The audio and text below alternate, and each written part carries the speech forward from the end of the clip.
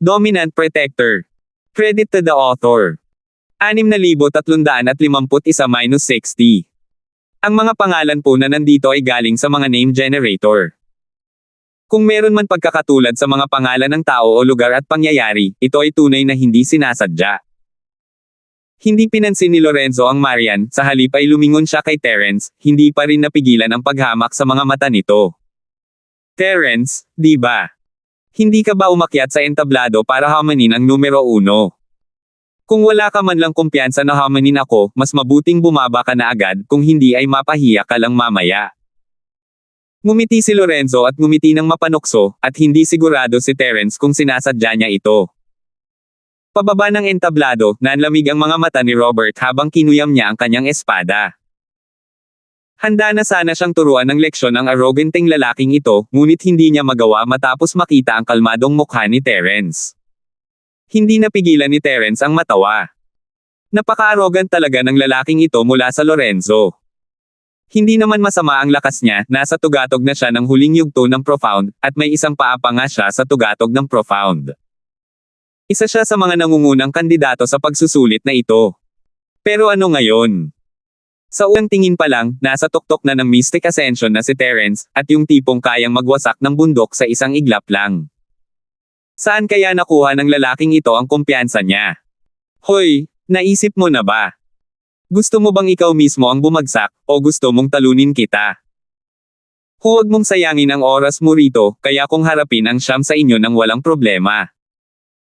Napakalakas talaga ng kakayahan ni Lorenzo na aliwin ang sarili, hindi man lang nagsalita si Terence, at siya lang ang walang tigil sa pagsasalita. Sobrang saya niya sa sarili na kayanan niyang lumipad.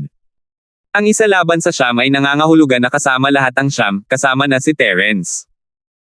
Hindi ito sinabi ng malakas ni Lorenzo, ngunit malinaw na wala siyang tina-target, sinasabi niya na lahat kayo rito ay basura. Lorenzo, huwag kang masyadong mayabang. Akala ba talaga nila na sa pamamagitan ng paglilinang ng mag-isa sa loob ng ilang taon at pag-iwas sa mga mahuhusay na henyo na iyon, makakapangibabaw sila ngayong taon? Si Terence na iyon, kung ayaw mong hamanin siya, bumaba ka at tingnan ko kung ano ang kaya niya. Hindi na napigilan ng ilan sa mga manunood ang kanilang mga emosyon, at sinimulang pag-alitan si Lorenzo, at hiniling na umalis si Terence sa entablado. Tumahimik ka. Kung mag-iingay ka pa, madidiskwalipika ka na sa hamon. Walang pakialam na nagsalita ang unang grupo ng mga hurado, direktang pinipigilan ang kawalang kasiyahan ng mga tao sa ibaba bago bumaling kay Terence. Gusto mo bang hamanin si Lorenzo, na pansamantalang nasa unang pwesto? Kung ayaw mo siyang hamanin, sabihin mo sa akin kung sino ang gustong hamanin. Gusto ko sanang hamanin ang unang pwesto, pero nang makita ko kung gaano siya ka-arrogant, nagbago ang isip ko. Mas mabuting lumaban ng matatag. Bahagya ng umiti si Terence, na ginawa ang pinakamahinang pahayag sa ilalim ng mapagmataas at mapanghamak na tingin ni Lorenzo. Si Robert Leng, na nasa ibaba ng entablado, ay bahagyang natigilan. Pagkatapos, humajijek siya at niluwagan ang pagkakahawak sa hawakan ng kanyang espada. Paano ganoon kadaling aminin ng amo ni Robert ang pagkatalo?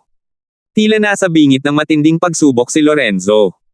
Sa katunayan, kilalang-kilala ang pangalan ni Lorenzo sa lugar ng Yellow Sea sa silangang kontinente. Narinig na siya ni Robert noon. Ang lalaking ito ay isang henyo ng Western Brilliance Academy, ngunit medyo matigas ang ulo niya. Noong kakapasok pa lang niya sa yugto ng Profound, ayaw niyang pumunta sa lugar ng Profound Sea. Handa lamang siyang kumuha ng pagtatasa kapag sa tingin niya ay kaya niyang supulan ang iba. Magandang taon ang nakaraang taon para sa pangangalap ng mga estudyante sa Mystic Division C area, at maraming henyo ang lumitaw, ngunit hindi sumali si Lorenzo. Sa halip, nagpatuloy siya sa paglilinang ng mag-isa. Ngayong taon lamang siya nakalabas mula sa pag-iisa na may lakas ng tugatog ng huling yugto ng Mystic Ascension Realm, naghahanda na makuha ang unang pwesto sa pagtatasa ngayong taon. Kung hindi lang dahil sa pakiramdam niya ay wala ng paraan para patuloy niyang mapabuti ang kanyang lakas pagkatapos mag-isa, baka ipinagpatuloy niya ang kanyang pag-iisa at nakisali lamang sa pagtatasa noong siya ay nasa dakilang bilog ng itim na ascension. Duwag ka talaga. Kung wala ka namang lakas ng loob na hamanin ako, paano ka makakasali sa pagtatasa? Bumalik ka at mag-cultivate ng maayos, at bumalik ka sa susunod. Para hindi tayo mawala ng mukha sa Mystic Division Sea area. Lalong tumindi ang ekspresyon ni Lorenzo na, alam ko na, at lalong tumindi ang kanyang paghamak at pag-alipuste kay Terence. Lorenzo, ayaw kang hamanin ni Terence. Bumaba ka agad sa entablado, huwag mong sayangin ang oras ng laban sa Rango. Malamig na tiningnan ng hurado si Lorenzo, nakakaramdam ng labis na pagkadismaya. Isa lamang siyang misteryosong Ascension Cultivator na nasa huling yugto ng kanyang pag-aaral. Ano ang saysay ng pagiging arrogant? Kung kailan hindi sapat ang kanyang lakas, wala man lang siyang lakas ng loob na sumali at makilahok sa pagtatasa, at mayroon pa siyang lakas ng loob na magsalita tungkol sa iba. Hukom, ang ganitong klaseng basura ay wala man lang puso para hamanin ang malalakas.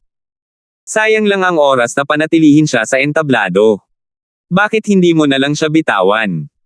Magtatayo ako ng arena dito. Kung sino ang gustong makuha ang unang pwesto ay maaaring lumapit at talunin ako. Ano sa palagay mo?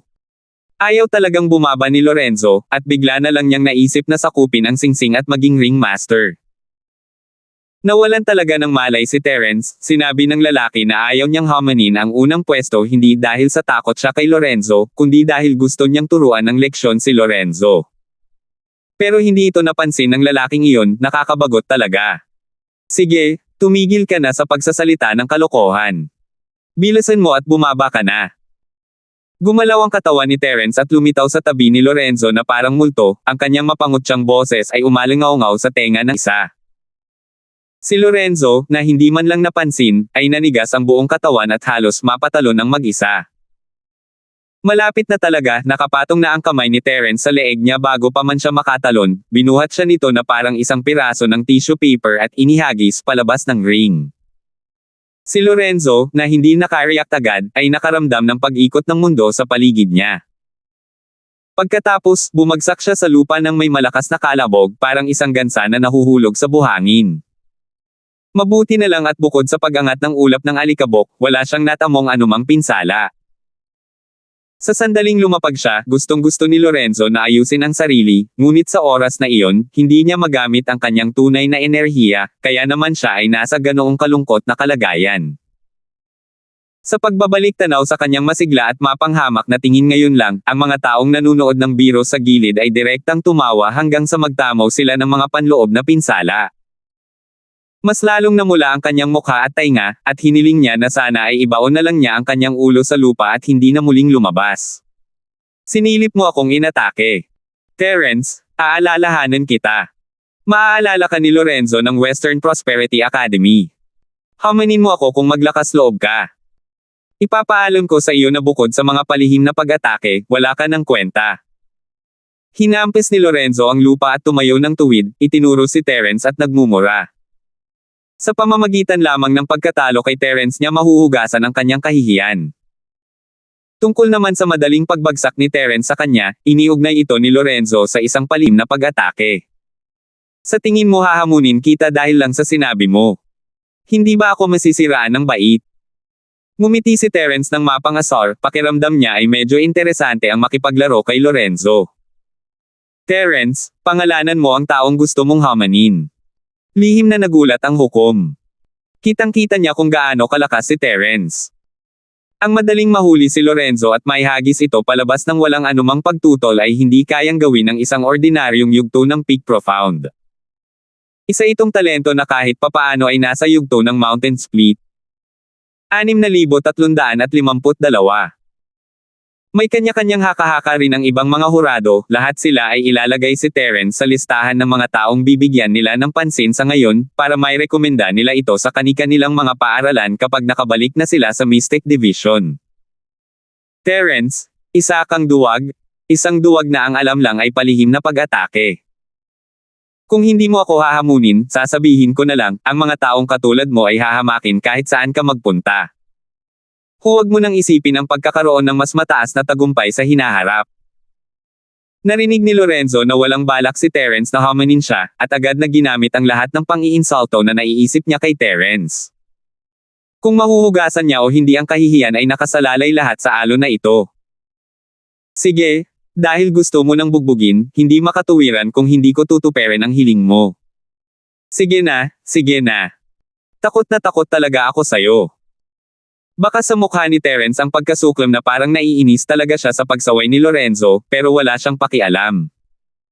Ang mga mura ni Lorenzo ay wala pang ang kahit 1% ng ginagamit ng secular na mundo, okay.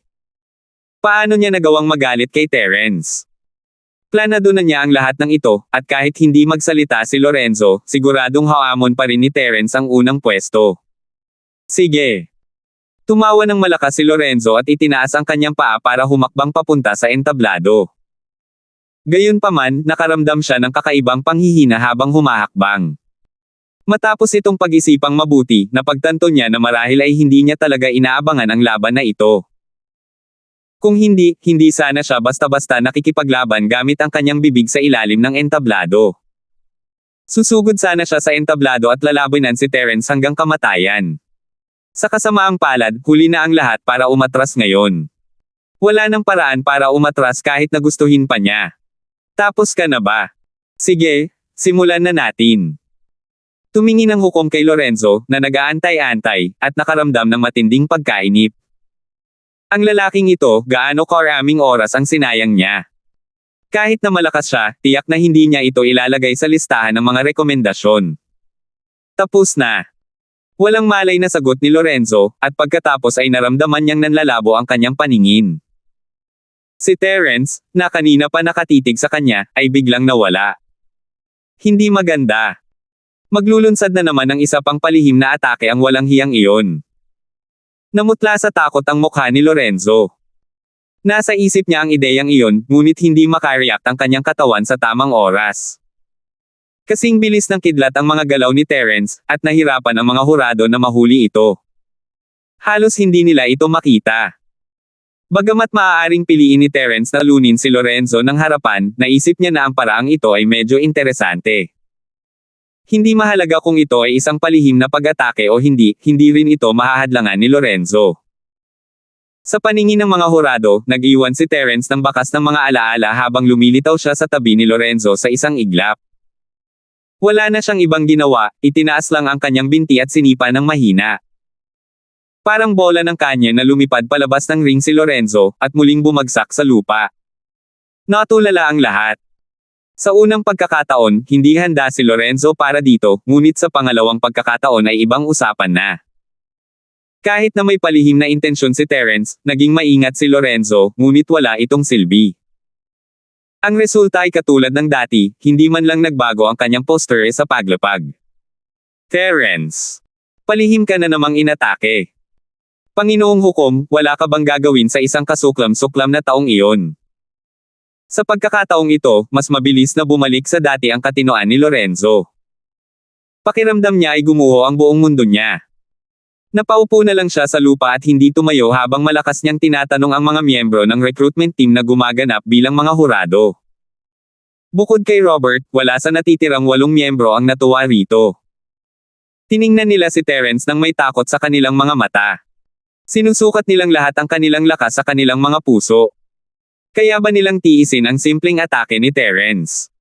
Sa huli, ang konklusyong narating niya ay nakakagulat na magkapareho. Kaya naman, biglang nanlamig ang puso ng lahat, at walang sino man ang may gustong tumawa kay Lorenzo. Sabi mo handa ka na, paano mo masisisang iba sa pag-ambush sa iyo? Malamig na sabi ng hurado sa entablado at agad na inanunsyo ang resulta, nagtagumpay ang hamon ni Terence para sa pansamantalang unang pwesto. Siya ang papalit sa kanya at magiging pansamantalang unang pwesto. Ang iba sa inyo ay mapopromote ng isang pwesto. Ngayon, damako na tayo sa pangalawang hamon. Binigyan ni Terence si Lorenzo ng isang nakakainis na ngiti. Naalala niya na narinig na niya ang tungkol sa Western Prosperity Academy dati, si Marlon, ang lalaking nakilala niya sa pinakahilagang isla, ay tagapaaralan na iyon, hindi ba? Kilala ba ni Lorenzo ang malas na si Marlon? Nakapatay na siya ng isang henyo mula sa West Rising Academy sa pinakahilagang isla, at nanalo na naman siya ng isa sa pagkakataong ito, hindi na ito malaking bagay. Pagkatapos niyang bumagsak, ang taong orihinal na nasa ika-9 na pwesto, na ngayon ay nasa ika-10 pwesto, ay tumayo sa entablado ng may mabigat na puso. Sa simula ay gusto niyang lumaban para sa unang pwesto, ngunit ngayon ay wala na siyang kumpiyansa. Ang lakas ni Terence ay kasing laki lamang ng isang malaking bato, halata sa kanyang casual na ugali na hindi siya seryoso. Kung hindi man lang niya kayang talunin ang isang taong hindi naman seryoso, ano pa ang saysay ng paghamon sa kanila? Bagamat hindi sinabi ng hurado kung anong mga bonus at gantimpala ang matatanggap ng nangungunang 10 tao, mula sa mga benepisyo ng pagiging una, dapat ay mas kapaki-pakinabang kung mas lalayo pa ang isa. Kaya naman, pagkatapos ng ilang pagsasaalang-alang, pinili ng nasa ika-10 ranggo ang mas ligtas na paraan. Una niyang hinamon ang isang taong narinig niya. Kasalukuyan siyang nasa ika-6 na ranggo, kaya ang posibilidad na manalo ay dapat na higit sa 60%. Ang huling resulta ay gaya ng inaasahan niya. Pagkatapos ng isang mahirap na labanan, napanalunan niya ang hamon bago pa matapos ang oras na ginugol para masunog ang isang patpat ng insenso, at tumalon siya sa bagong ika-6 na pwesto. Ang natitirang mga labanan ay sumunod sa parehong konserbatibong pag-iisip, walang gustong hamanin si Terence. Natalo si Lorenzo kay Terence, at nasa napakasamang kalagayan, ngunit walang gustong hamanin siya para sa pangalawang pwesto. Gustong makita ng lahat kung hahamunin muli ng mayabang na lalaking ito si Terence. Gayunpaman, hindi kasama rito si Robert. Hindi na matiis ni Robert ang kayabangan ni Lorenzo kay Terence. Kahit na 2 beses na siyang tinuruan ni Terence, gusto pa rin niyang turuan ang lalaking iyon. Sa pamamagitan ng hindi direktang pamamaraang ito, nasusuri rin ni Robert kung gaano kalaki ang agwat sa pagitan ng kanyang lakas at ng kay Terence. Noon, ang lakas ni Terence ay mas mababa pa rin sa kanya, at sa pamamagitan lamang ng patuloy na mga labanan siya mabilis na umuunlad. Bagamat iginagalang niya si Terence, si Robert ay palaging may tiwala sa kanyang talento at lakas. Matapos talunin si Lorenzo, hinahamon niya si Terence na matuto mula sa isa't isa. Ito rin ay isang paraan para maipakita niya ang kanyang respeto. Lorenzo, umakyat ka. Wala kang karapatang kunin ang pangalawang pwesto. Ang boses ni Robert ay kasing lamig ng yelo. Nakaramdam ng lamig ang lahat nang marinig nila ito. Sino ka ba sa akala mo, para talagang hamanin ako? Dahil kapuri-puri ang iyong katapangan, magpapakita ako ng awa sa iyo mamaya. Madilim at malamig ang ekspresyon ni Lorenzo. Nawala na siya ng ekspresyon sa mukha dati, at ngayong kumalma na siya sa wakas, hinamon siya ni Robert. Ito na ang magandang pagkakataon para ilabas niya ang kanyang galit. 6,353. Nabalitaan ko na si Robert mula sa matayog na Cloud School ay lubos na makapangyarihan. Tutal, nakapunta na siya sa Mystic Division si Area dati.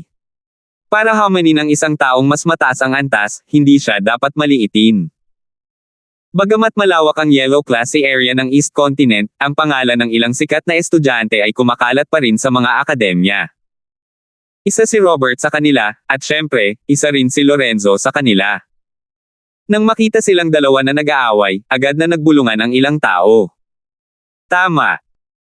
Kahit na bumalik si Robert mula sa mistiko na dagat ng dibisyon at hindi na bumabalik ng ilang taon, hindi siya matatalo ng mga ordinaryong kalaban na kapantay niya. Mukhang mas malakas si Lorenzo, pero sa tingin ko ay mananalo si Robert sa pagkakataong ito. Sa iba pa, si Robert ang may pinakamaraming taga-suporta. Ito ang dahilan kung bakit walang sino man ang humamon sa kanya noon. Sa tingin ko hindi. Medyo mayabang si Lorenzo, pero may lakas pa rin siya. Natalo siya ngayon lang at wala ng lugar para ilabas ang galit niya. Ngayon na si Robert na ang nagkusa na hamanin siya, baka magamit pa rin siyang target para hugasan ang kahihiyan niya. Kahit ayaw ko kay Lorenzo, sa totoo lang, baka ang panalo ay itong nakakainis na lalaking ito pa rin. May mga taong sumuporta kay Robert, habang ang iba naman ay sumuporta kay Lorenzo. Sayang at walang bakante rito, kung hindi, siguradong tataya ang mga lalaking ito. Magkaharap na nakatayo ang dalawa sa entablado. 2 beses nang inihagis ni Terence si Lorenzo palabas ng entablado nang walang anumang reaksyon, kaya naman handa na siya sa isang palihim na pag-atake. Nagpakita siya ng depensa pagkalapit niya dahil sa takot na baka gawin din iyon ni Robert. 2 magagandang punyal ang lumitaw sa mga kamay ni Lorenzo.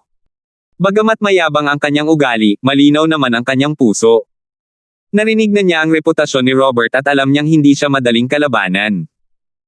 Sa kabilang banda, kalmado ang ekspresyon ni Robert habang hinuhugot niya ang kanyang mahabang sable.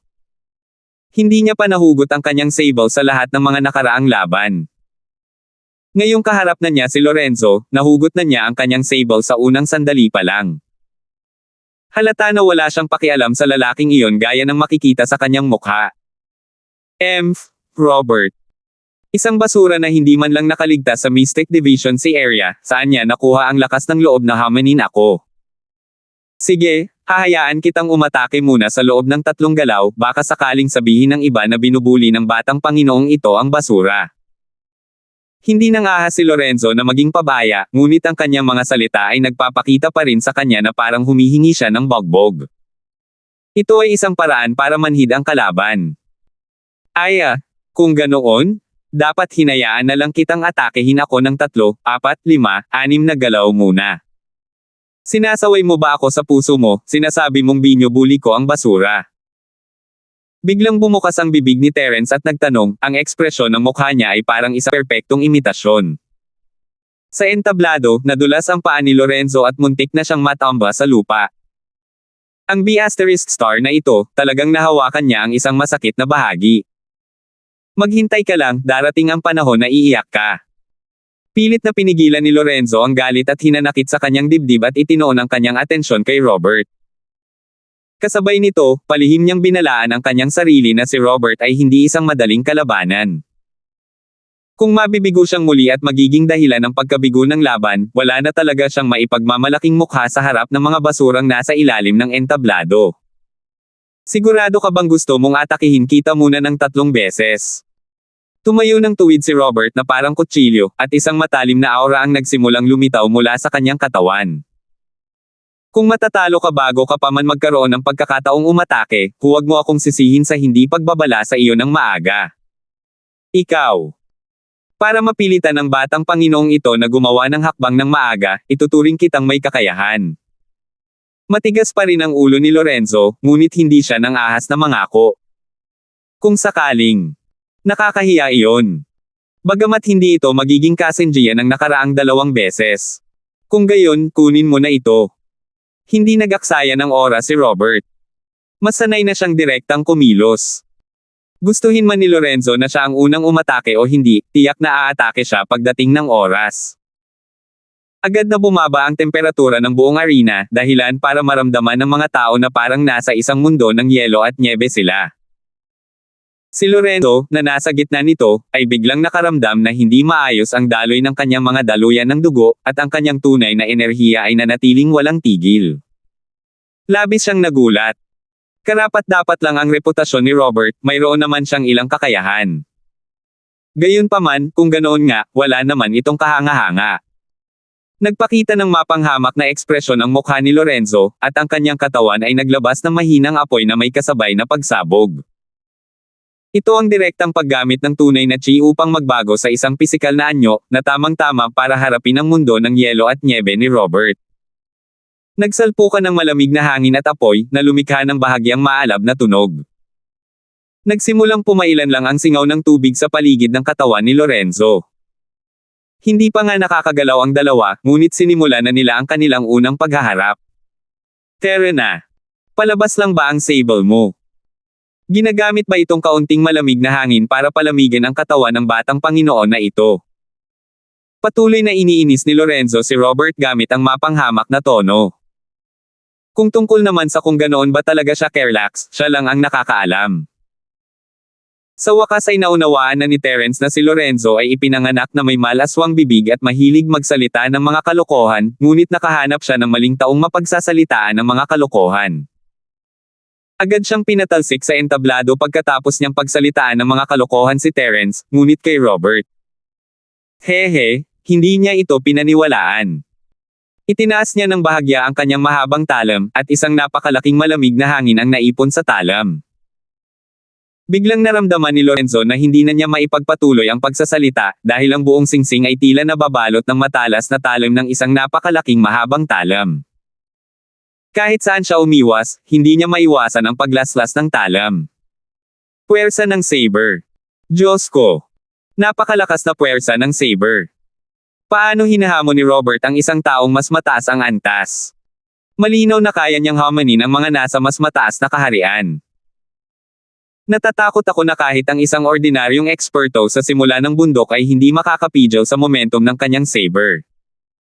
May ilang tao na ring sumisigaw sa mahinang boses. Kasabay nito, lihim silang natutuwa na hindi pa nila hinamon si Robert noon. Kung hindi nila makakayanan kahit isang suntok mula sa kanya. Masayang-masaya rin ang mga hurado na nanunood ng laban. Si Robert ay isa ring pambihirang henyo. Kung noong nakaraang taon pa iyon, lahat sila ay magiging mga nangungunang estudyante at lubos na irerekomende sa kani-kanilang mga akademya. Ngumiti si Terence at tumango. Ang Blade Force ni Robert ay mas makinis at mas kumpleto kaysa noong una niya itong nakita, at ang kapangyarihan ay mahigit 10 beses na mas malakas. Marahil dahil gumamit siya ng mahabang talam. Noong unang beses na naglaban sila, Ice Blade lang ang ginamit niya, ngunit malinaw pa rin kay Terence ang mga pagbabago na siyang nagpasaya sa kanya. Ramdam ng mga manunood ang kapangyarihan at pambihirang taglay ng saber aura ni Robert. Si Lorenzo, na nasa gitna nito, ay lalong nagulat. Ang kanyang karanasan ay 10 beses na mas matindi kaysa sa mga manunood. Dahil ikinulong ni Robert ang kapangyarihan ng kanyang saber aura sa espasyo ng singsing, tanging ang kapangyarihang naglaho na lamang ang nararamdaman ng mga manunood. Hindi na ako makapaghintay pa.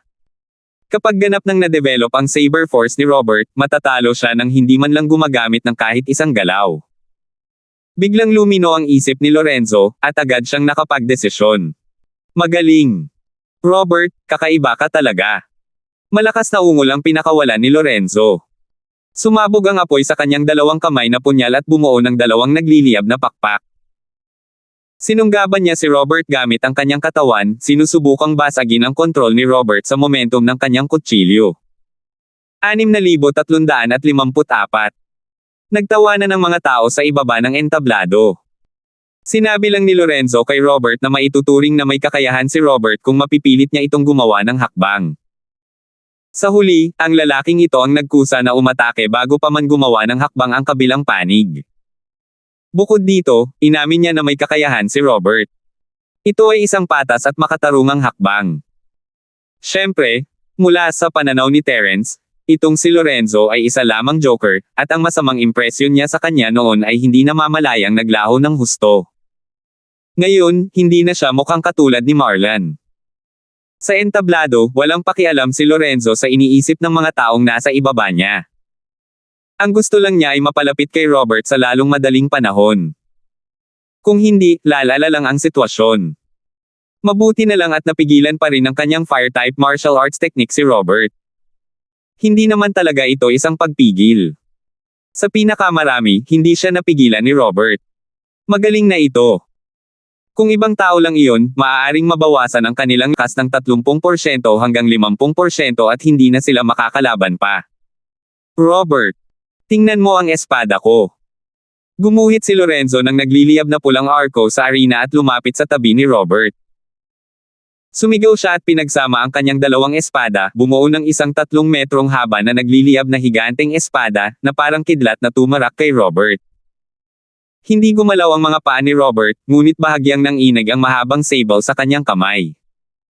Isang malamig na saber light ang biglang lumitaw sa harap ng higanteng espada at bumangga dito. Lumipad ang mga apoy sa lahat ng dako, at ang saber light ay nagkalat sa lahat ng direksyon. Sa pagkakataong ito, pantay ang kanilang laban. Walang sino man sa kanila ang may kalamangan. Magaling kang gumamit ng sable. Magaling din akong espada. Na naman. Tumawa ng malakas si Lorenzo. Inikat niya ang kanyang katawan at gumalaw sa likuran ni Robert na parang multo, sinusubukang umatake mula sa likuran. Hindi napigilan ng mga taong nasa ibaba ng entablado na nakarinig nito ang matawa at mag-isip, ang cheap ko rin. Hindi ba pwedeng maging mas kasuklam-suklam ka pa? Paano magkakaroon ng oras si Lorenzo para pag-isipan ang sinasabi niya? Noong unang beses na nag-away sila, parang pantay ang laban nila, pero alam niyang medyo dehado siya. Bilang pangunahing umaatake, ang atake ng espada ni Lorenzo ay handa na, habang ang atake ng talong ni Robert ay isang casual na depensa lamang. Hindi pantay ang dami ng tunay na chi na ipinuhunan ng magkabilang panig. Bukod dito, nang sa wakas ay nagtagpo ang atake ng talong at ang espadang apoy, tuluyang naduraj ang apoy, ngunit ang atake ng talong ay mayroon ring kaunting nalalabi. Bagamat hindi ito nagdulot ng malaking pinsala, sapat na ito upang patunayan na ang lakas ni Robert ay higit pa sa kay Lorenzo. Pinipigilan ng pagkabalisa sa kanyang puso, muling tumawa si Lorenzo at mabilis na ikinumpas ang kanyang mga espada. Hindi mabilang na apoy ang umalis sa mga espada at naging maliliit na ibong apoy na umikot kina Lorenzo at Robert. Ang yelo at malamig na hangin ay natunaw din ng mga lumilipad na ibong apoy. Robert, tingnan mo ang espada mo. Dalhin mo ang 100 ibon ko pabalik sa pugad ng espada.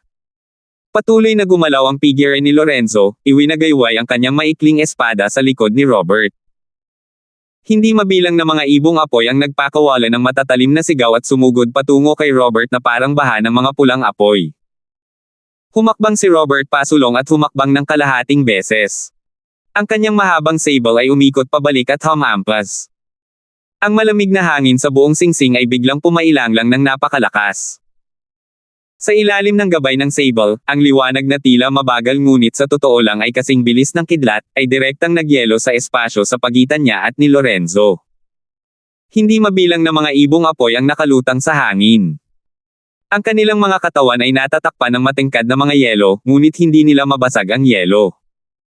Ang liwanag ng talim ay sumunod sa malamig na hangin. Ang mga yelo sa hangin ay naging pulbos ng talim na ito, at ang mga apoy ay tuluyan ding napatay. Namutla si Lorenzo sa takot. Ikinulong niya ang kanyang dalawang maiikling espada sa harap ng kanyang katawan at desperadong gumalaw sa gilid, sa wakas ay naiwasan ang direktang pagtama ng liwanag ng talim. Pagkatapos, gamit ang nakakross na maiikling espada bilang fulcrum, itinulak niya ang kanyang katawan upang bumilis at maiwasan ito. Ang mga mata ni Robert ay kasing lamig ng kutsilyo, at ang kanyang mukha ay walang ekspresyon. Sa bahagyang pag-iling ng kanyang palso, biglang sumabog ang aura ng kanyang kutsilyo, at hindi mabilang na kislap ng kutsilyo ang lumitaw mula sa manipis na hangin. Parang mga piting na humahabol sa dugo at mga paro-paro na nakalutang sa halimuyak ng mga bulaklak, lahat sila ay nagtipon sa paligid ni Lorenzo. Isang matalas na aura ang pumuno sa buong arena. Ang mga berdeng ledrilyo sa lupa na natatakpan ng mga mahigpit na spell ay nagpakita rin ng siksik na bakas ng mga marka ng talam. Ang lupa rito ay hindi masisira ng isang labanan sa loob ng profound stage. Ngayon, ang Blade Force ni Robert ay nag-iwan ng mga marka sa lupa kahit na ito ay resulta lamang. Malinaw na ang kapangyarihan nito ay itinaas na sa antas ng Mountain Split Stage. Kamangha-mangha. Malakas na sigaw ni Lorenzo. Hindi malinaw kung para sa sarili niya o para kay Robert ang kanyang isinisigaw. Gayunpaman, alam ng lahat na kung wala siyang mas malakas na martial technique, malamang na mahuhulog siya mula sa pangalawang pwesto. Ang dalawang magagandang punyal ay biglang pinagdikit ni Lorenzo, na bumuo ng mga bagong punyal. Lumalabas na ito pala ang orihinal na espadang Mandarin Duck. Matapos pagsamahin, ang katawan ng mga punyal ay nagliwanag ng nagliliyab na pulang ilaw. Walang nakakaalam kung anong uri ng mekanismo ang pinaandar ni Lorenzo, ngunit ang hawakan ng espada, na dating hawak lamang ng isang kamay, ay tahimik na lumawak at naging hawakan ng espada na maaaring hawakan gamit ang dalawang kamay. Bagamat hindi nagbago ang talim ng espada, ang umuugong na tunay na chi ay naging isang malapad at malaking espada sa katawan ng maikling espada. Sa pagkakataong ito ay ibang-iba sa dating espadang apoy.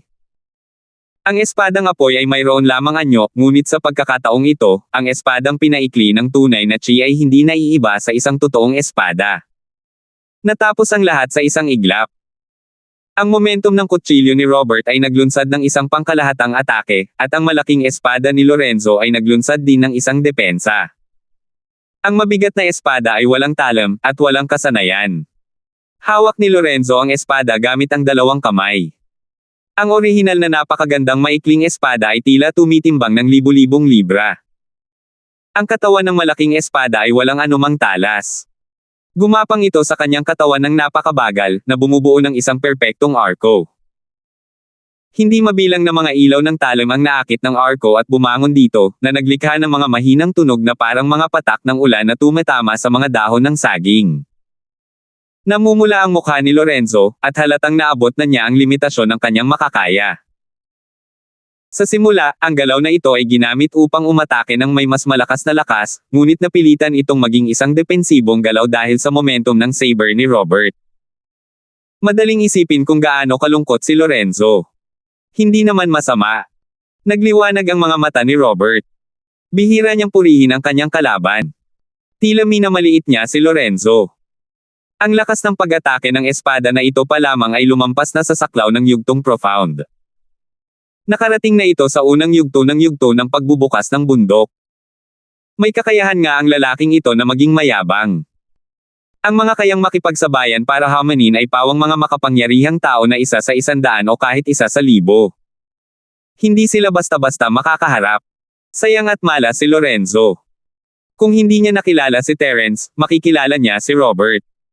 Pareho silang mga henyo na mas baliw pa sa kanya. Imposibleng baligtarin ang sitwasyon gamit ang espadang ito. Sa likod ng hindi mabilang na maliliit na aura ng talim ay ang mahabang talim sa kamay ni Robert. Naipon ang malamig na hangin sa talim ng mahabang sable, na bumubuo ng isang malaking talim na mahigit 5 metro ang haba. Walang mga magarbong galaw, isang simpleng hiwa lamang. Pakiramdam ni Lorenzo ay nagyelo ang mundo sa kanyang mga mata, at ang liwanag na pumuno sa mundo ay hinati ang nagyayelong mundo sa dalawa. Gumuho ang langit at lupa, at nagkawatak-watek ang mundo. Kahit alam nilang isa itong ilusyon na dulot ng isang teknik sa pakikipaglaban, sapat na ito para mawala ng lakas ng loob ang mga tao. Nagbago ang ekspresyon ng mga hurado. Nasira na ng kapangyarihan ng sable ang ring dahil hindi makontrol ni Robert ang momentum ng sable. Hindi niya makontrol ang kapangyarihan ng sable na maaaring magbanta at makasakit sa mga hurado. 6,355. Kung tatama talaga ang talim na ito, huwag na nating pag-usapan kung kaya ba itong harangan ni Lorenzo, kahit na kaya niya, malamang ay malubha ang kanyang mga sugat. Tungkulin ng hurado na protektahan ang 10 nangungunang batang talento. Kaya naman, agad na sumugod ang hurado na nagho-host ng kompetisyon para pigilan ang sable ni Robert.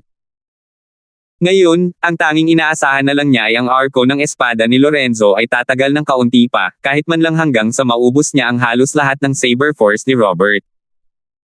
Gayunpaman, ang halos nagpasukan ng dugo sa hukom ay nang makita ni Lorenzo na hindi maganda ang sitwasyon, tumalikod siya at tumakbo ng walang pag-aalinlangan. Diretso siyang tumalon pababa ng entablado, parang kuneho na natama ng palaso sa puwitan, napakabilis ng kanyang bilis. Matapos mawala ang target nito, ang saber aura ni Robert ay maaaring unti-unting naglaho at pagkatapos ay nakontrol niya. Gayunpaman, ang hukom ay sumugod sa saklaw ng saber aura. Sa ilalim ng gabay ng chi movement, ang saber aura ay agad na nagbago ng direksyon at tinutok ang hukom.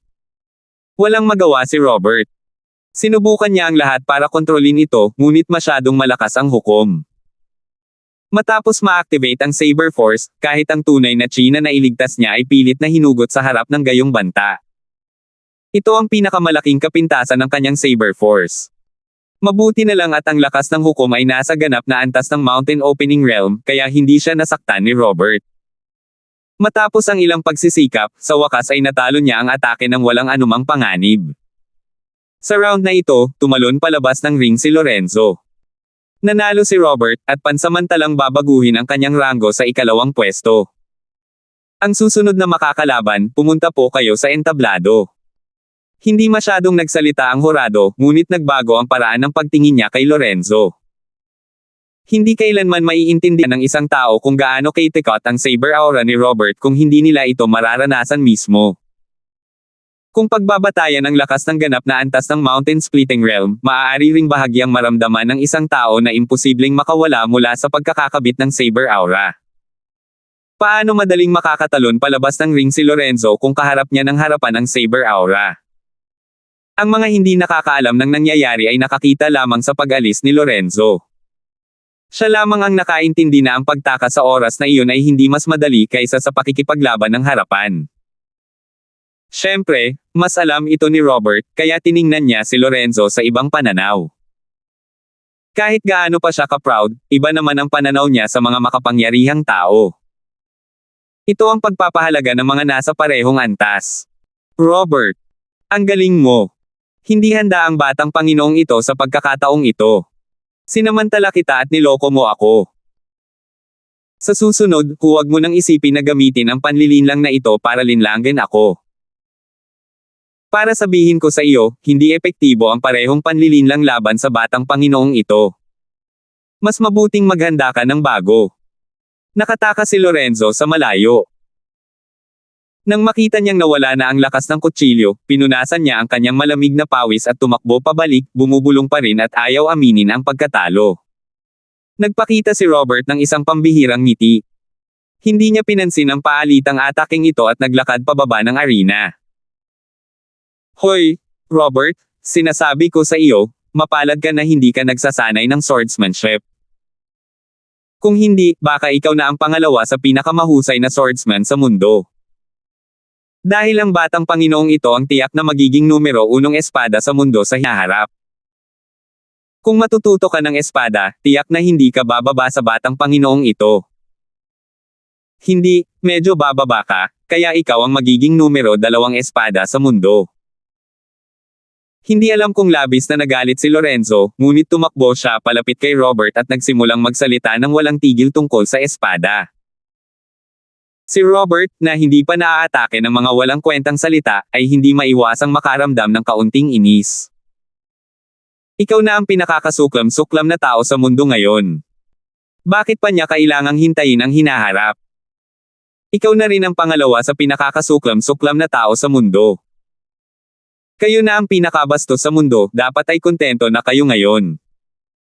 Hindi napigilan ng malamig, mayabang, at masungit na si Robert na kutsain ang kakayahan ni Lorenzo sa pagsasalita sa kanyang puso. Sige, pumunta ka sa gilid. Kilala ba talaga kita? Hindi na nakatiis si Terence at sinenyasan si Lorenzo na palayo. Medyo natatakot pa rin ang lalaki nang makita niya si Terence, na may binubulong ng malalim, ngunit hindi na siya naglakas loob na kausapin pa si Terence at naglakad papunta sa gilid. Boss, napakalakas din ng lalaking yan. Hindi natin siya maaaring maliitin.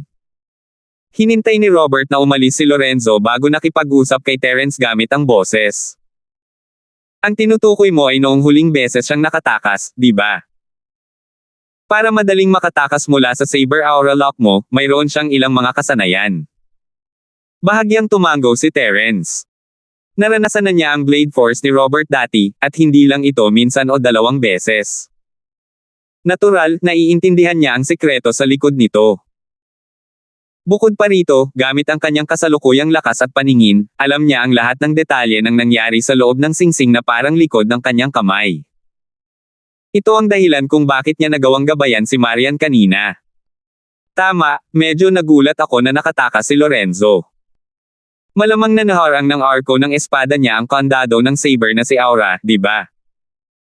Matalas ang mga mata ni Robert sa labanan at halos nakikita niya kung ano ang nangyayari. Tama, may mga merito ang teknik ni Lorenzo sa martial arts. Kung pag-uusapan ang kakayahang kontrolin ang mga bagay-bagay, mas magaling pa siya kaysa sa lakas ng iyong kutsilyo. Maaari kang matuto mula rito at patuloy na pagbutihin ang iyong lakas ng kutsilyo. Masyado mong hinahabol ang kapangyarihan sa iyong saber force. Bagamat mayroon kang karagdagang killing force na magpapataas ng iyong kapangyarihan, wala itong silbi kung hindi mo makontrol ang iyong mga galaw. Sa makatuwid, ang iyong kasalukuyang direksyon sa cultivation ay dapat na palakasin ang iyong control sa blade force. Ang mga mahusay na pagbabago sa teknik ng blade at mga simpleng paalang at patayong hiwa ay may kani-kanilang mga bentahe, ngunit hindi maikakailan na ang mga pagbabago ay nagpapadali sa pagtama sa kalaban, lalo na sa lugar ng yelo at nyebe na iyong nabuo. Ang mga mata ni Terence ay tiyak na pinakamahusay, kung hindi ay hindi niya magagawang kopyahin ang napakaraming kasanayan sa martial arts ng ibang tao, kaya medyo madali para sa kanya na gabayan si Robert. Napagtanto ito ni Robert, at mas lalo niyang niligan si Terence ng may paggalang. Boss, ikaw talaga ang pinakamatalentadong henyo na nakita ko. Hindi lang ang bilis ng cultivation mo ang nakakagulat, kundi pati ang insight mo ay mas mataas pa sa iba. Hinahangaan ka talaga ni Robert. Kung iisipin ang unang pagkikita nila, mahina pa rin si Terence, pero ngayon ay mas nalampasan na niya ito, at naituro pa niya ang problema sa training niya, nakakamangha. Ang hindi alam ni Robert ay napigilan na ni Terence ang kanyang breakthrough speed. Kung hindi, isa na sana siyang opening mountain master ngayon. Mabuti na lang at hindi siya nakalusot, kung hindi ay hindi siya makakasali sa Mystic Division C Area Test. Maaari lamang siyang pumasok sa Mystic Division C area bilang isang opening Mountain Master, at ang oras na maaari siyang manatili doon ay magiging lubhang limitado. Isa ka ring pambihirang henyo. Hindi talaga madaling linangin ang Blade Force sa ganitong antas. Pinuri rin ni Terence si Robert. Lumingon siya at sinabing, nakikita kong matibay ang iyong cultivation. Napakaganda nito. Huwag kang magmadaling malampasan ang antas. Ang pinakatamang paraan ng cultivation ay ang mag-ipon at pagkatapos ay sumabog. Pagkatapos ng lihim na kaharian, nagkaroon ng malalim na pagkaunawa si Terence tungkol dito. Tuwang-tuwa siyang makitang naglalakad din si Robert sa landas na ito, ngunit natatakot siyang sumuko si Robert sa sarili niyang landas, kaya ipinaalala niya rito. 6,356. Naiintindihan ko. Huwag kang mag-alala, boss. Tumanggaw si Robert. Alam niya ang mga benepisyo ng pagtagumpayan matapos makaipon ng sapat na karanasan. Kaya naman hindi siya nagmamadali. Kung hindi, makakausad sana siya ng kahit 2 antas. Habang nag-uusap ang dalawa, natapos na naman ang isa pang labanan. Nasa una at pangalawang pwesto sina Terence at Robert, at wala na silang pakialam sa iba pang mga labanan. Sa susunod na round, pagkakataon na ni Lorenzo. Ang una at pangalawang pwesto lang ang kaya niyang hamanin, at pareho na silang natalo. Gusto niyang maghiganti, pero lalo lang nitong palalin ang sitwasyon sa huli. Matapos tingnan sina Terence at Robert, sumuko na siya. Sa mismong mga salita ni Lorenzo, sinabi niya, maganda ang mood ko ngayon, kaya ayokong makipagtalo sa inyong dalawa. Maswerte kayo, pero hindi na kayo magiging ganito kaswerte sa susunod. Kahit ano paman, matapos sumuko si Lorenzo sa kanyang hamon, wala na siyang karapatang hamanin sina Terence at Robert. Gayunpaman, kung patuloy na bababa ang kanyang ranggo, maaari pa rin niyang hamanin ang mga nasa ikatlong ranggo pababa kahit na hindi niya kayang hamanin ang una at pangalawa sa susunod na round. Boss, bakit hindi tayo umakyat at mag-sparring? Maaari mo rin akong bigyan ng ilang payo. Pagkatapos ni Lorenzo, pagkakataon na naman ni Robert.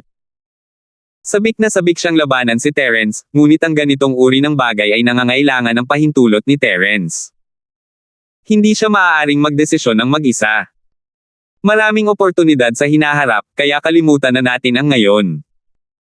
Hindi interesante ang oras ng isang joystick, bukod pa sa hindi mo pa nababago ang iyong Blade Force. Kapag nakagawa ka na ng kaunting progreso, maaari na tayong magkaroon ng magandang laban. Ngumiti si Terence at umiling. Wala siyang interes na makipaglaban kay Robert dito. Bagamat interesante ang makipaglaban kay Robert, maaari naman itong gawin ng pribado sa hinaharap. Hindi na kailangang gawin ito sa oras at lugar na ito. Pinag-isipan ito ni Robert at sumang-ayon. Hindi pa niya lubos na naintindihan ang payo ni Terence. Wala siyang mapapala sa pakikipaglaban ngayon. Mas mabuting maghintay na lang siya hanggang sa maintindihan niya ito. Siguro ay makakakuha siya ng mas maraming inspirasyon. Susuko na ako sa hamon. Ikinumpas ni Robert ang kanyang kamay sa hurado na nasa entablado bilang senyales na hindi na niya itutuloy ang hamon. Walang anumang pagtutol ang mga hurado. Nakita na nila ang lakas ni Terence at Robert. Bilang una at pangalawa sa top 10, walang sino man ang tututol. Tunay ngang karapat-dapat ang dalawang ito sa kanilang mga posisyon. Ang susunod na hamon ay parang isang laban sa pagitan ng mga taong may magkakaparehong ranggo. Dahil hindi naman kalakihan ang agwat, walang sino man ang talagang lalaban ng todo hanggang dulo. Tutal, may ikatlong round pa naman. Kung mauubos nila ang kanilang pisikal na lakas at pagsamantalahan ng mga nasa likod, magiging nakakabagot ito. Para sa nangungunang tatlo, walang humamon sa kanila sa ikalawang round. Sina Terence, Robert, at Lorenzo ang kinilala bilang pinakamalakas sa 10, at lahat sila ay may lakas ng isang cultivator na nagbubukas ng entablado sa bundok. Ang natitirang 7 ay walang kakayahang hamanin ang mga cultivator na nagbubukas ng entablado sa bundok, kaya ang ranggo ay nagbago mula 4 hanggang 10. Pagkatapos ng ikalawang round, malinaw na sa lahat ang kanilang lakas at posisyon. Kaya naman, halos walang humamon sa ikatlong round. Iisa lang ang gustong mangisda sa magulong tubig, ngunit sa huli, natalo siya. Kaya natapos ang kompetisyon sa pagraranggo para sa top 10. Bumantong hininga ang mga hukom sa kanilang mga puso. Dapat sana'y ang unang pwesto ang pinakamatinding labanan, ngunit pagkatapos lamang ng isang labanan, naayos na ito. Ganun pa rin ang pangalawang pwesto. Walang laban para sa ikatlong pwesto, at automatikong nalaglag si Lorenzo sa ikatlong pwesto. Ang nangungunang tatlo ay napagpasyahan sa dalawang labanan lamang na hindi pa naganap noon. Pagkatapos ng lahat, masyadong malakas ang grupo ni Terence, nangunguna sila ng husto sa iba, kaya wala silang kahit kaunting pag-asa. Terence, magaling. Sabi ko sa'yo kaya mo yan, hindi ko inakalang makukuha mo ang unang pwesto sa isang laban lang, binabati kita.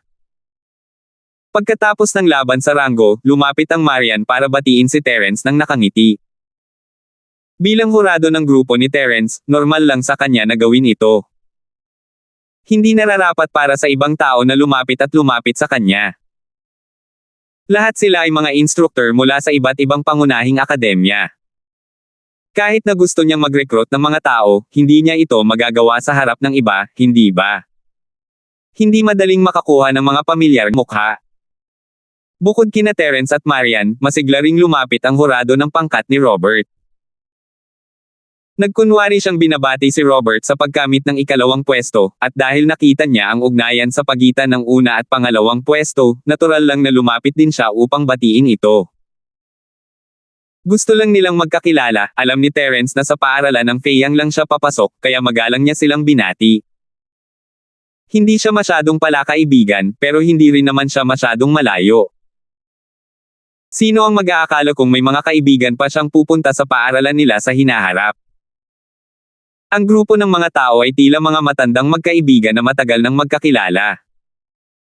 Bumalik sila sa mataas na plataporma sa harap nila, nagkukwentuhan at nagtatawanan. Hating gabi na noon, ngunit maraming sulo ang nagbibigay liwanag sa lugar, kaya't maliwanag pa rin ito na parang araw. Ang mga estudyanteng nakapasa sa pagtatasa ay naghihintay dito. Gusto nilang malaman kung may iba pang paliwanag ang student recruitment team. Lahat sila ay mga tagapagsaka sa itaas ng entablado ng Profound. Hindi mahalaga kung hindi sila makatulog ng ilang araw. Natural lang, hindi nila inisip na mahirap maghintay ng ilang sandali. Ito ay may kaugnayan sa kanilang hinaharap na pag-unlad sa lugar ng dagat ng Profound. Walang sino man ang magbabalawala nito. Napili na ang daang estudyanteng nakapasa sa pagsusulit, at napagdesisyonan na rin ang laban sa top 10 ranking. Una sa lahat, batiin natin ang top 10 students. Kinuha ni Jinmo ang listahan ng top 10 at sinulyapan ito. Isang ngiti ang sumilay sa kanyang mukha na parang inaasahan na niya ito. Pagkatapos, humarap siya sa mga manunood at nagsimulang mag-anunsyo. Ang ika-10 pwesto ay mula sa. Ang ika-9 na pwesto ay mula sa. Ang ika-8 pwesto ay mula sa. Habang isa-isang inanunsyo sila ni Jinmo, nagsimulang maghiyawan ang mga manunood. Silang lahat ang pinakamahuhusay sa batch na ito, at maaaring kailanganin nila siya para alagaan sila sa hinaharap. Gaano man sila kalungkot, hindi nila ito maipapakita. Walang saysay kung sila ay tatargetin at kamumuhian. Ang pangatlong pwesto ay si Lorenzo mula sa West Rising Academy. Itinaas ni Jinmo ang kanyang ulo para tingnan ang listahan. Siyempre, si Terence ang pinaka-pinapansin niya, pero hindi pa rin niya maiwasang matuwa nang makitang ito ang unang pwesto, kaya hindi niya pinansin ang iba. Dahil nakumpirma na ang unang pwesto ay isang tao mula sa Feyang College, ang pangalawa at pangatlong pwesto ay maaari ring bantayan ng maayos upang makita kung maaari silang makapasok sa Feyang College. Kung makukuha nila ang lahat ng nangungunang tatlo, malaki ang kikitain ng Feyang College sa pagkakataong ito. Gayunpaman, nang makita niya ang mayabang na ekspresyon ni Lorenzo, na parang may utang ang lahat sa kanya ng milyon-milyong Spirit Jade, biglang naramdaman ni Jinmo na hindi masamang ideya na iwan ang ikatlong pwesto sa ibang mga akademya. Madaling makaakit ng inggit at puot kung kakainin mo lang lahat ng ito ng mag-isa. 6,357. Ang pangalawa ay si Robert mula sa Soaring Club School. Hindi naman masama ang isang ito. Kahit medyo malamig ang itsura niya, ang talam niya ay kasing talas ng talam. Magaling siya. Nabalitaan kong maganda ang relasyon nila ni Terence. May posibilidad. May sarili ng plano si Jinmo, at ang ngiti sa kanyang mukha ay lalong naging palakaibigan.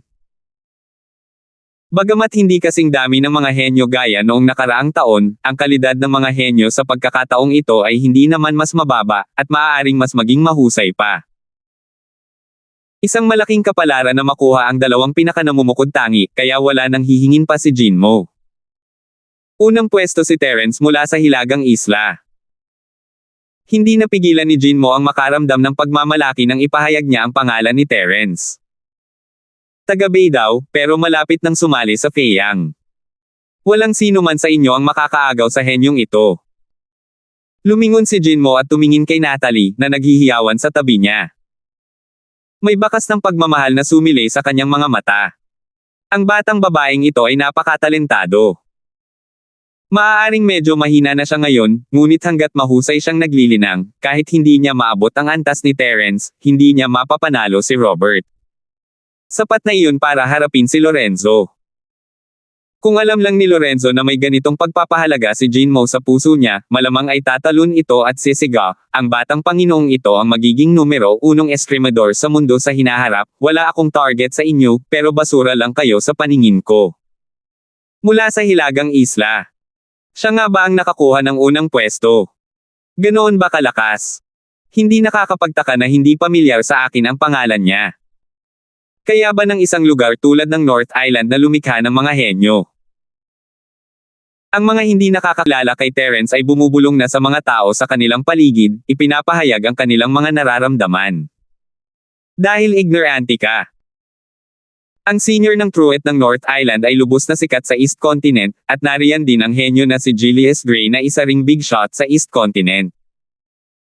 Natatakot ako na si Terence na ito ang pangalawang Julius mula sa North Island. May mga tao rin na agad na tumugon, na nagpapaliwanag na ang North Island ay may kasaysayan ng paglikha ng mga kahangahangang tao. Ano ba ang alam ninyo? Puro sila mga ignorante, pero si Terence ay hindi isang basta-basta. Matagal na siyang nakapunta sa Yellow Sea area ng East Continent, siya ang manugang ng West Island, ang amo ni Master Darwin Quaid, ang punong refiner ng Morningstar Yellow Class Practitioner School, at ang panauhing pandangal ni President Fuller ng Yellow Sea School Alliance. Isa siyang malaking tao. Isang taong may alam tungkol kay Terence ang nagsimulang magyabang, at gaya ng inaasahan, nagsimulang maghiyawan ang mga tao. Sumabog ang kay-abangan ng lalaki na parang may malapit siyang relasyon kay Terence, at puno ito ng pagmamalaki at karangalan. Sige, kumpirmado na ang lahat ng pwesto para sa Mistiko na rehiyon. Ang top 10 ay makakatanggap ng kanilang mga gantimpala sa panahon ng entrance exam. Mula ngayon, mayroon kayong isang buwan para ayusin ang inyong mga bagay sa dilaw na rehiyon. Maging ito man ay pagpunta sa paaralan ninyo para dumaan sa mga proseso, pag-uwi para magpaalam sa inyong pamilya, o pakikipagkitis sa inyong mga kaibigan at kasintahan, tandaan, mayroon lamang kayong isang buwan. Itinaas ni Jinmo ang kanyang mga kamay, na nagpahinto sa lumalaking diskusyon sa ibaba ng entablado.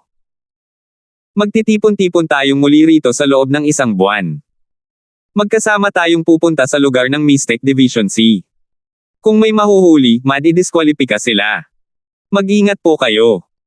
Kapag nakaalis na tayo, kahit maabyutin pa natin, hindi na tayo makakapasok sa lugar ng Mystic Division C. Nawala na ang ngiti ni Jinmo, at kalmado na ang mga mata niya habang nagbabala siya rito. Biglang nanginig sa takot ang puso ng lahat. Ang pagiging huli ay magreresulta sa diskwalipikasyon. Sino ba ang handang madiskwalipika dahil sa pagiging huli? Halos lahat ay determinadong dumating sa academy ng ilang araw ng mas maaga. Mas gugustuhin pa nilang matulog sa labas ng ilang araw kaysa mahuli kahit kalahating minuto. Walang magdududa sa mga salita ni Jinmo, dahil halata sa lahat ang mahigpit na hinihingi ng recruitment team sa oras. Malinaw pa rin sa kanilang mga mata ang kawalan ng pag-asa sa mga mata ng lalaking nabigong makahabol ng ilang daang metro lamang sa unang round. Walang sino man ang gustong maging susunod na malas. Huwag kang mag-alala, Dean Zhang. Tatandaan namin ito at hindi kami mahuhuli. Mabilis na tumugon ang ilan sa kanila at yumuko na at ikinuyom ang kanilang mga kamao kay Jinmo upang ipahayag ang kanilang nararamdaman. Kahit na hindi nila makuha ang pabor ni Jinmo, kahit papaano ay makilala muna nila siya. Sunod-sunod din ang tugon ng iba, at muling naging maingay ang eksena. Sige, dahil malinaw na ang lahat, dito muna tayo sa ngayon. Magkikita tayo sa loob ng isang buwan. Ikinumpas ni Jinmo ang kanyang kamay at hindi na nagsalita pa. Pinauwi na sila. Ganoon lang, ang kota para sa pagpasok sa Mystic Division C ay napagpasyahan sa loob ng isang araw. Gayunpaman, hindi ito nangangahulugan na ang recruitment team ay pabaya o nagmamadali. Sa katunayan, ang paghahanda bago ang assessment ay tumagal ng mahigit kalahating taon. Bagamat palaging nasa North Island si Jinmo at tila wala siyang pakialam sa kahit ano, ang mga instructor ng iba't ibang akademya ay talagang tumatakbo sa buong East Continent upang pumili ng mga kandidato. Tulad ng pagtatanghal sa Spring Festival sa sekular na mundo, ang huling pagtatanghal ay tumagal lamang ng ilang oras. Gayunpaman, aabutin ng hindi bababa sa ilang buwan para maghanda. Terence, hindi nakakagulat na ikaw ang una sa pagsusulit, kaya hindi nakita babatiin pa. Pagkaalis ng mga estudyante, dinala ni Jinmo si Natalie kay Terence at nagsimulang makipag-usap ng nakangiti. Tia Zhang, tatanggapin ko po ito bilang isang papuri. Ngumiti si Terence. Pamilyar na niya si Jinmo, kaya hindi siya nag-atubiling magsalita. Dahil guro ito ni Natalie, tinawag na lang niya itong Tita Zhang, na mas matalik kaysa sa vice-direktor o kung ano paman. Natural na natuwa si Jinmo tungkol dito, walang hanggan ang kinabukasan ni Terence, at isa rin siyang mastiko. Kahit na magkahenerasyon sila, hindi iyon magiging problema, hindi madaling tawagin ang sarili mong junior.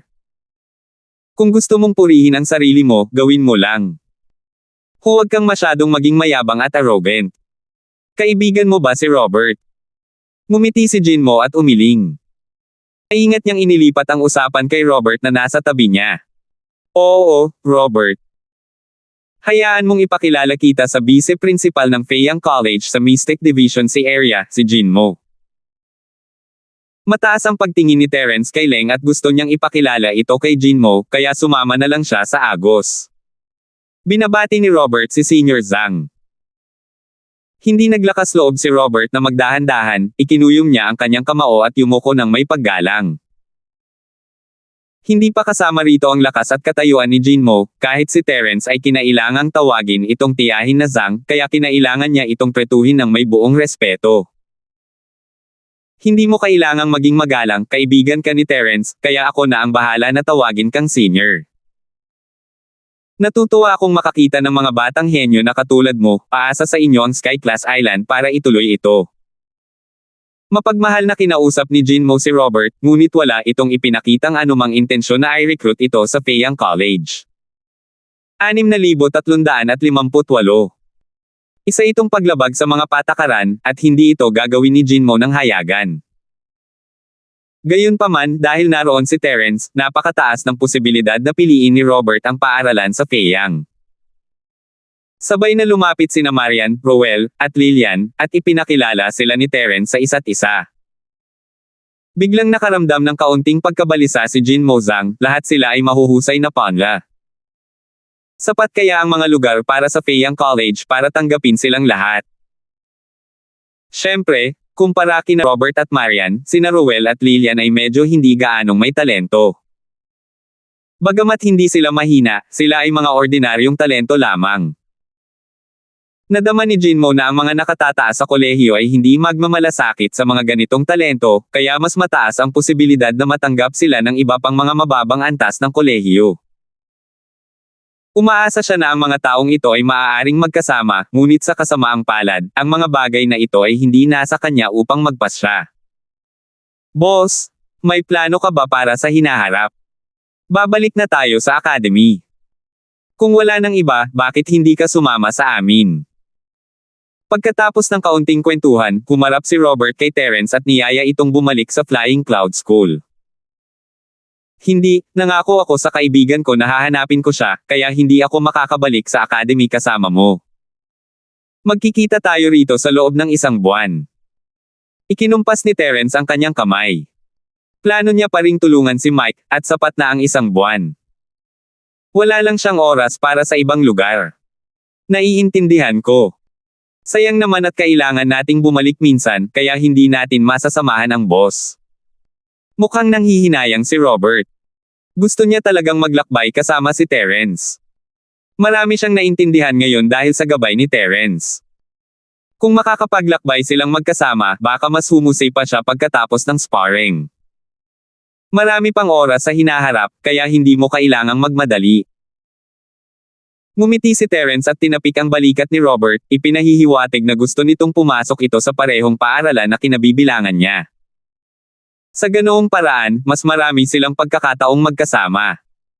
Pagkatapos ng ilang salita pa, umalis na silang apat. Gusto sana silang yayain ni Terence na magpalipas muna ng isang gabi bago umalis, ngunit pagkaraan ng mahabang panahon, halos maliwanag na ang langit. Hindi na natili ang apat at nagmadaling bumalik sa Flying Cloud School. Terence, Lil, bro, pupunta ka ba sa Mike? Gusto ko ring pumunta. Matagal nang pinipigilan ni Natalie. Pagkaalis ni na Robert at ng iba pa, agad siyang tumalon palabas at hinaila ang manggas ni Terence. Hindi ako pupunta roon para maglaro. Dapat ay nandito ka para samahan si Tia Zhang. Babalik ako agad. Napakamot ng ulo si Terence. Wala siyang pakialam kung isama niya si Natalie, pero tuluyan nang nagtago ang mamamatay tao pagkatapos ng isang pag-ataking iyon. Hindi niya alam kung kailan niya ilulunsad ang susunod niyang pag-atake. Paano kung may mangyari kay Natalie? Hoy! Napagkasunduan natin na sasamahan mo ako sa pakikipagsapalaran na ito. Paano mo na naman ako iiwan mag-isa? Hindi mo tinupad ang pangako mo, di ba? Nagpapakawalang hiya ka ba? Nakaawang sabi ni Natalie kay Terence habang pinagalitan ito, ayaw niya itong paglaruan. Nagsimulang sumakit ang ulo ni Terence, nangako nga siya kay Natalie na makikipagsapalaran siya rito, at hindi niya ugali na bawiin ang kanyang pangako. Pero paano kung pagbantaan siya nito? Terence, hindi mo kailangang mag-alala. Sasamahan ko kayo. Wala naman akong gagawin dito, kaya gawin mo na lang itong isang sightseeing tour. Kumikirot ang puso ni Jinmo para sa kanyang disipulo, at agad siyang lumapit para ayusin ang sitwasyon. Bagamat mas gusto niyang lumabas sina Terence at Natalie ng mag-isa, kasama ang kanyang mga taga-sunod, magagarantiyahan ang kanilang kaligtasan. Sige, kung ganoon, umalis na tayo pagkatapos magbukang liwayway. Nagsalita na si Jinmo, at hindi siya maaaring tanggihan ni Terence. Maaaring hindi na muling lumitaw ang mamamatay tao, at kung aalis siya, paano kung puntiryahin niya si Natalie? May panganib sa magkabilang panig, kaya hayaan na lang niyang sundan siya ni Natalie. Matapos pag-isipang mabuti, bumitaw si Terence. Kung mahuhuli niya ang assassin, mahahanap niya ang mastermind. Kung galing pa rin siya sa Hidden Death Sect, pupuntahan niya at wawasakin ang kanilang base kapag lumakas na siya. Mabuti naman. Magpahinga muna kayo sandali. Mag-aayos ako para sa recruitment team at hahanapin ko kayo. Tumanggaw si Jinmo. Bilang pangunahing namamahala sa recruitment team, kinailangan niyang gumawa ng ilang pagsasaayos bago umalis. Kahit na palagi siyang boss na walang pakialam, hindi naman siya pwedeng laging wala. Pagsapit ng bukang liwayway, karamihan sa mga kalahok ay nakaalis na, at natapos na rin ni Jinmo ang pag-aayos ng recruitment team, handa nang hanapin ang Mike Dam kasama sina Terence at Natalie. Ito ang flying saucer na ginawa ni Jenna. Ang ganda! Hindi napigilan ni Natalie na mapasigaw sa paghanga habang tinitingnan ang flying saucer na kinuha ni Terence at lumutang sa ere. Nagulat din si Jinmo. Napakahalaga ng mga kagamitang lumilipad. Kahit sa mistiko dagat, hindi lahat ay maaaring magkaroon nito. Sa ilalim ng normal na mga pangyayari, mas karaniwan ang paggamit ng mga lumilipad na espiritong halimaw. Tunay ngang kakaiba ang talento ni Jenna sa paggawa. Iilan lamang ang makakapantay sa kanya. Umakyat muna tayo. Pag-uusapan natin ang iba pang mga bagay habang papunta tayo. Ngumiti si Terence habang tinawag ang dalawa na sumakay sa lumilipad na platito. Hindi pa gumagamit si Terence ng flying saucer dati, gusto niya itong gamitin bilang trump card, at ayaw niyang maging masyadong prominent. Tutal, ang hugis ng flying saucer ay masyadong kapansin-pansin, at mag-iiwan ito ng malalim na impresyon sa sinumang makakakita nito. Walang masama sa paggamit ng lumilipad na spirit beast, mas mabagal pa sana. Kung malapit lang ang distansya ng paglipad, mas mabilis sana si Terence kung gagamitin niya ang kanyang ghost speed wings at lightning escape. Ang dahilan kung bakit niya kinuha ang flying saucer sa pagkakataong ito ay dahil nag-aalala siya tungkol sa assassin na nagtatago sa dilim. Kung aatakihin ng lalaking iyon ang tatlong tao sa flying spirit beast, hindi magiging ganoon kadaling magtago. Mas makabubuting gamitin ang flying saucer, na mas ligtas. Bukod pa rito, maaaring hindi mahuli ng lalaking iyon ang trajectory ng flying saucer.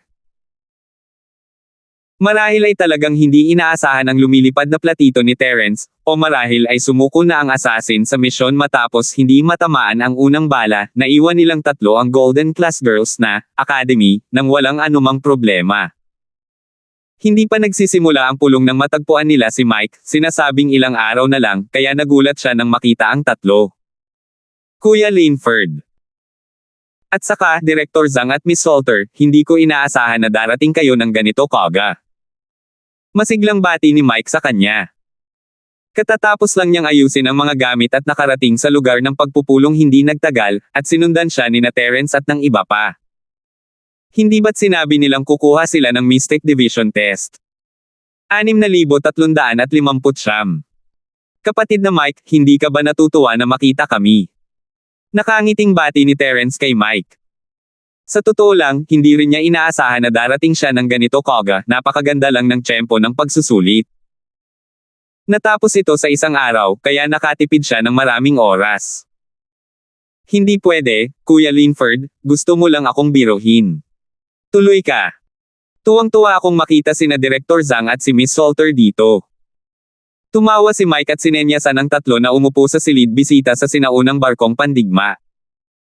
Pasensya na sa abala, Kapitan Mike. Magalang na bati ni Jinmo kay Mike. Hindi naman gaanong magkalayo ang kanilang katayuan, at dahil kay Terence, natural na malapit ang kanilang loob sa isa't isa. Nanatili pa rin silang magalang kapag nag-uusap, ngunit walang pakiramdam ng distansya. Kapatid na Linford, natuwa ako na nandito ka na. Nakatanggap lang ako ng balita na 2 bagong plota ang nabuo sa lugar ng Golden Class Sea, at sasali sila sa kompetisyon sa ruta ng dagat.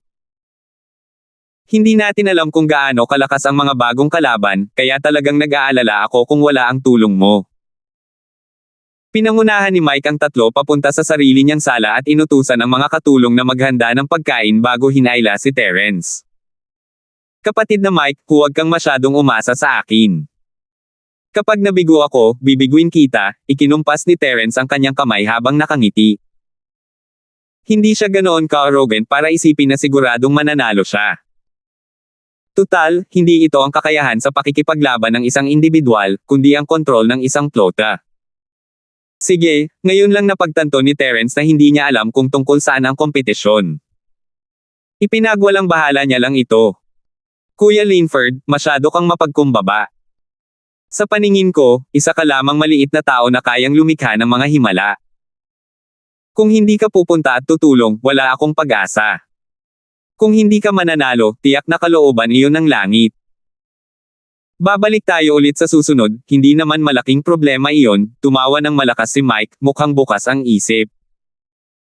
Haha, dahil sinabi na ni Kuya Mike, magtulungan tayong mga kapatid at gawin ang ating makakaya.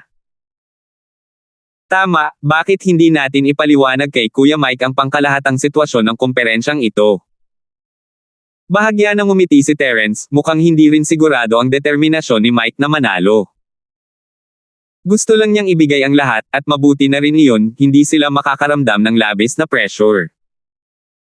Ang mga partikular na kaganapan ng kompetisyon ay confidential pa rin. Isa-isa lamang itong ibubunyag pagkatapos magsimula ang kompetisyon, kaya hindi pa tayo makakagawa ng anumang partikular na paghahanda sa ngayon.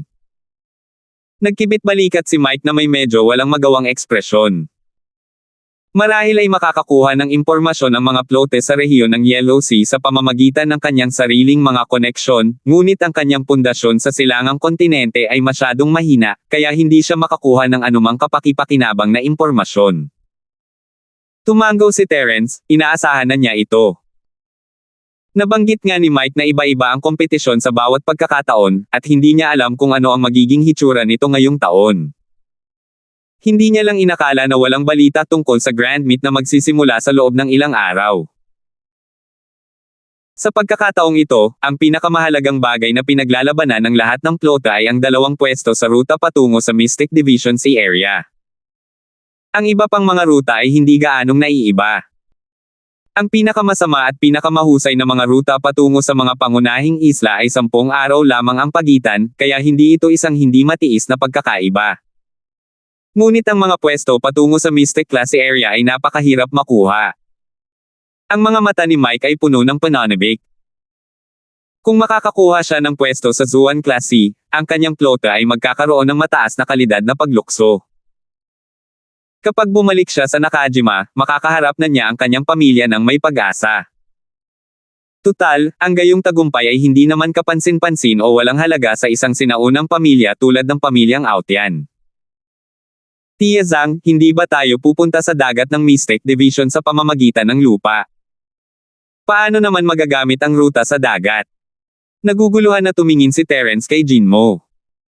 Naalala niya ang sinabi sa kanya ni Jinmo na pumunta sila sa dagat ng Mystic Division sa pamamagitan ng lupa. Mula sa gintong dagat hanggang sa mistiko na dagat, mayroong isang paghihigpit na naghihiwalay sa kanila. Ang mga nasa simula ng kanilang bundok ay maaaring mag-apply para sa isang limitadong oras na pagpasok, ngunit ang mga nasa ilalim ng yugtong profound ay kailangang sundin ang gabay ng paaralan. Palaging iniisip ni Terence na ang ruta sa dagat mula sa gintong dagat patungo sa mistiko na dagat ay naharang, kung hindi, wala bang makakapunta roon sa pamamagitan ng dagat. Napakalawak ng lugar ng dagat ng Sky Class Island, kaya syempre pwede kang pumunta sa lugar ng Mystic Class C sa pamamagitan ng dagat. Pero sa pamamagitan ng dagat, mararating mo lang ang daungang lungsod ng Mystic Class C area, at lahat ng transaksyon ay kailangang makumplito doon. Ang mga taong dumadaan sa lugar ng dilaw na Class C ay hindi maaaring umalis sa daungan, at kahit na mayroon kang pass, wala itong silbi. Ang daungang lungsod ay pinapayagan lamang ang mga taong mula sa lugar ng Mystic Class C na pumasok at lumabas, pero kung gusto mong makipagkalakalan, walang problema. Walang magiging sitwasyon kung saan sadyang tataasan ang presyo dahil sa kadahilanang ito, nakangiting paliwanag ni Jinmo. Bilang vice din ng paaralan, alam niya ang tungkol sa maliliit na bagay na ito. Ganito pala. Kuya Mike, gusto mo ba ng isa sa 2 pwesto, di ba? Naunawaan ni Terence ang malaking oportunidad sa negosyo rito, at natural lang din na naunawaan niya ang pagnanais ni Mike na manalo. Hindi naman sa gusto ko ang isa sa 2 pwesto, pero lahat ng plota ay gusto ang 2 pwestong ito. Tumawa si Mike at ikinumpas ang kanyang kamay. Kaya ko sinabing gawin lang natin ang ating makakaya. Hindi madaling makuha ang gusto ng lahat. Naintindihan ni Terence na ayaw siyang bigyan ng masyadong pressure ni Mike, inimbitahan naman niya si Terence para sa isa sa 2 pwesto, at hindi magiging kasing dali ng sinabi niya kung mabibigo siya. Nako, sayang naman at hindi natin alam kung tungkol saan ang kompetisyon, kaya wala tayong maihahanda. Kapatid na Mike, kung mayroon kang anumang impormasyon tungkol sa mga nilalaman ng mga nakaraang paligsahan, bakit hindi mo ilabas at hayaan mong pag-aralan natin? Baka ma-inspire tayo. Pinag-isipan ito ni Terence at napagpasyahan na hindi naman masamang ideya na banggitin ang mga nilalaman ng mga nakaraang pagpupulong. Meron ako nito. Ilalabas ko ito para makita ng lahat. Natural na handa si Mike para dito. Kumuha siya ng isang malaking tumpok ng mga libro mula sa kanyang storage bag. Walang nakakaalam kung ilang beses na niyang nakolekta ang mga laman ng kompetisyon. Pinulot ni Terence ang mga libro at ibinigay ang ilan kina Jinmo at Natalie, na mabilis na binuklat at pinag-aralan ang mga nakaraang laban. Hindi rin naman tamad si Mike. Hindi lang siya kinailangang sumali sa talakayan, kundi kinailangan din niyang patuloy na magpadala ng mga tao para magtanong tungkol sa balita. Kahit na may natanggap siyang balita bago magsimula, makakapaghanda pa rin siya. 6,306 na po.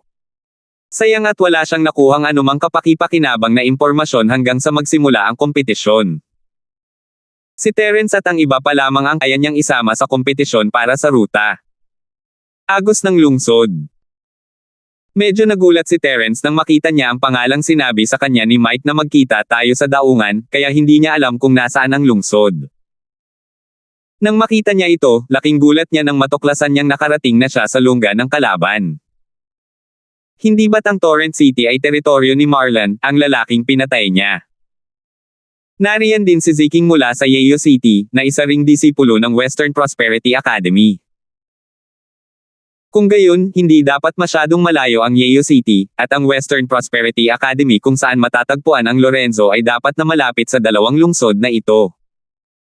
Kapatid na Linford, hindi mo kailangang mag-alala. Hinihiram lang namin ang teritoryo ng Torrent City para sa pista na ito. Walang lakas ng loob ang angka ng Chen na kumilos sa ngayon.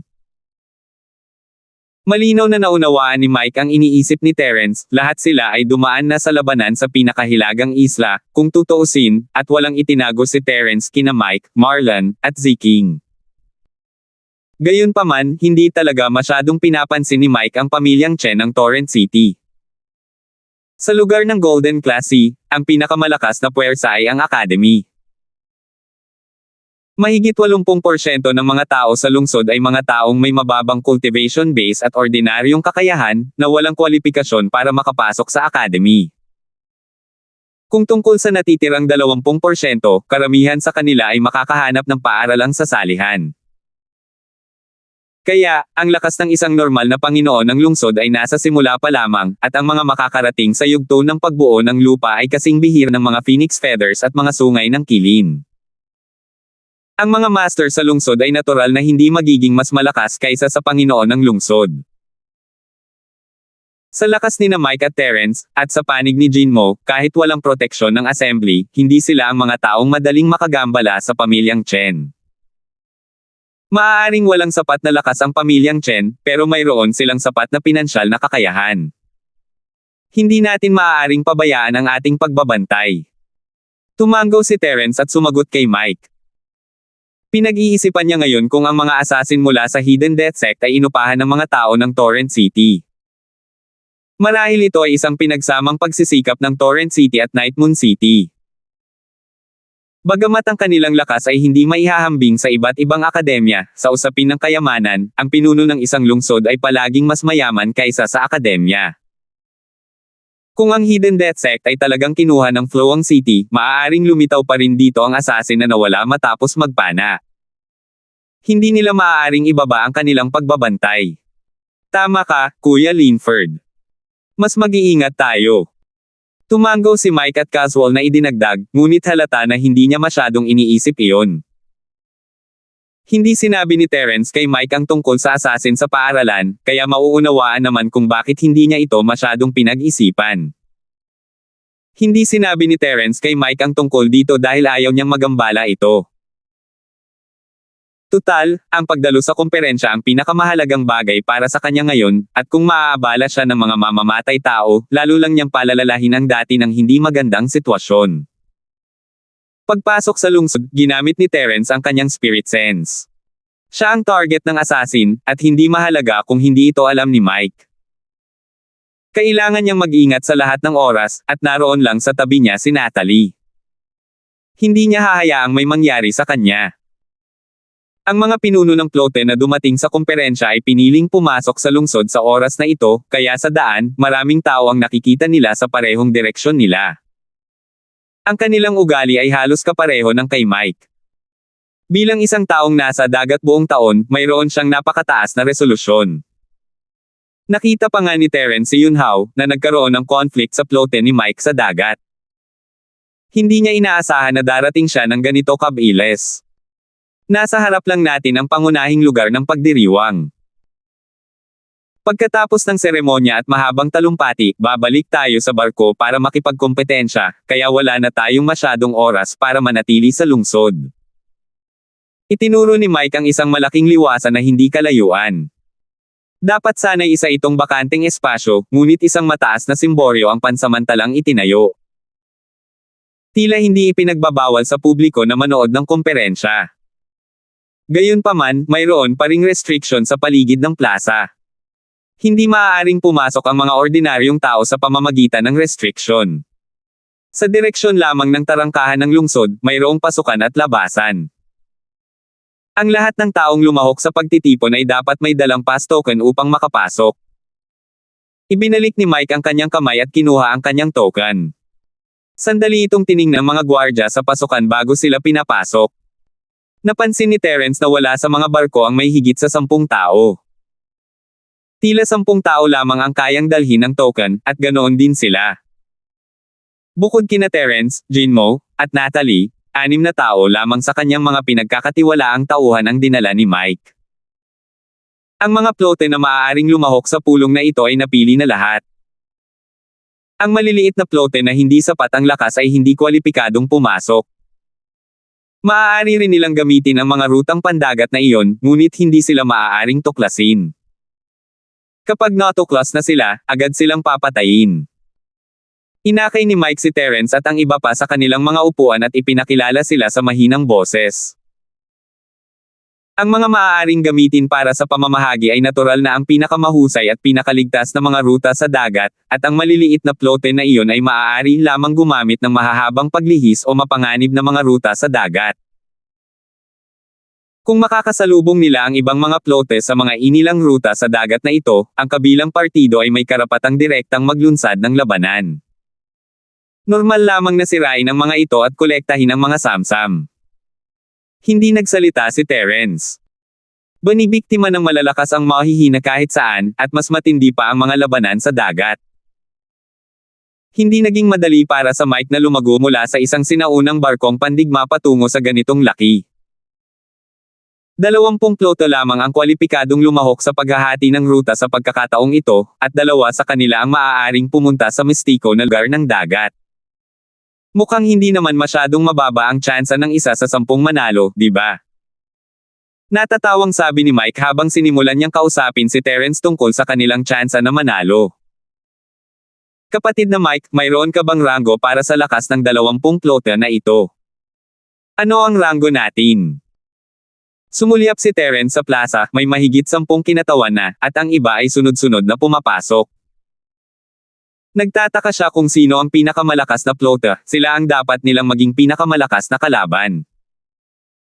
Pakiramdam ni Terence ay nagkamali siya na hindi niya ito tinanong ng maaga, ang pag-alam sa kalaban ang tanging paraan para manalo. Hahaha, ito. May ganoong ranggo nga, pero hindi ito kinikilala ng publiko. Isa lamang itong pribadong ranggo, alam mo. Napangiti si Mike ng alanganin, at biglang bumilis ang tibok ng puso ni Terence.